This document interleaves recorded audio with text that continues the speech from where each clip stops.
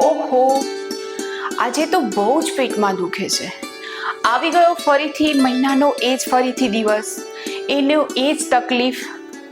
ભગવાને સ્ત્રીઓને જ આ તકલીફ કેમ આપી હશે?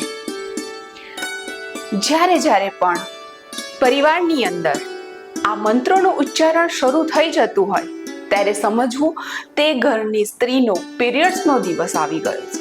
तुम सोच भी नहीं सकते कि कितना दर्द देता है लाल रंग, दर्द से टूटने लगता है शरीर का हर अंग अंग.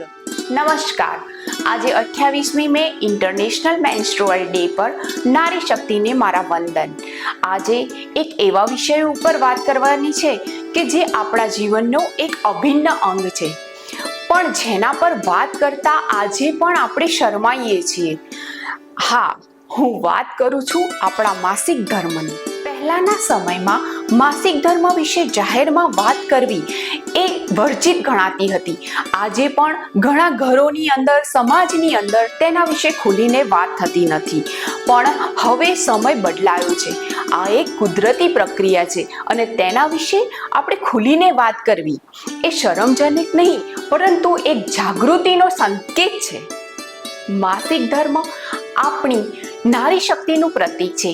આ એક એવી પ્રક્રિયા છે જે આપણને માતૃત્વનું સુખ આપે છે, છતાં પણ આપણા સમાજમાં આ વિશે ખુલીને વાત કરી શકતા નથી.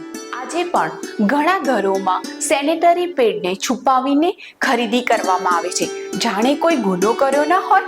ચાલો આજે આપણે બધા ભેગા મળી અને પ્રતિજ્ઞા લઈએ કે આપણે આપણી આ શરમને છોડીશું. આપણે આપણી દીકરીઓને, આપણી બહેનોને આ વિશે વાત કરવાનું શીખવીશું. આ કોઈ ગંદી વાત નથી, આ કોઈ છુપાવવાની વાત નથી. આ એક કુદરતી પ્રક્રિયા છે જેને સન્માન મળવું જ જોઈએ.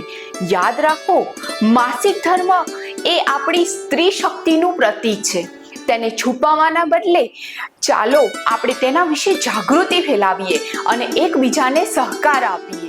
ચાલો આપણે એક એવો સમાજ બનાવીએ જ્યાં દરેક મહિલા માસિક ધર્મ વિશે મુક્તપણે વાત કરી શકે અને પોતાની જાતને સ્વચ્છ અને સશક્ત અનુભવી શકે.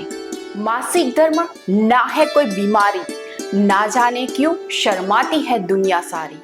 હું જીનલ કુંપાવત, સુરજપુરા પ્રાથમિક શાળા.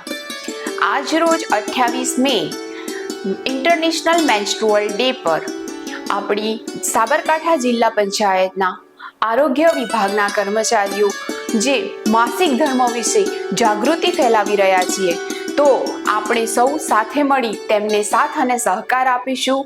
જય હિન્દ, જય ભારત.